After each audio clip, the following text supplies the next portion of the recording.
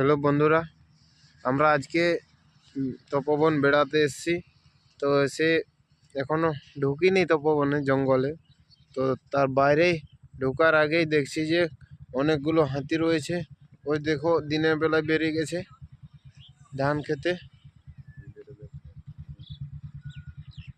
তো তাই ভাবছি যে আর ঢুকবো না জঙ্গলের ভিতরে, আরও হাতি আছে নাকি, নাহলে তো মেরে দেবে।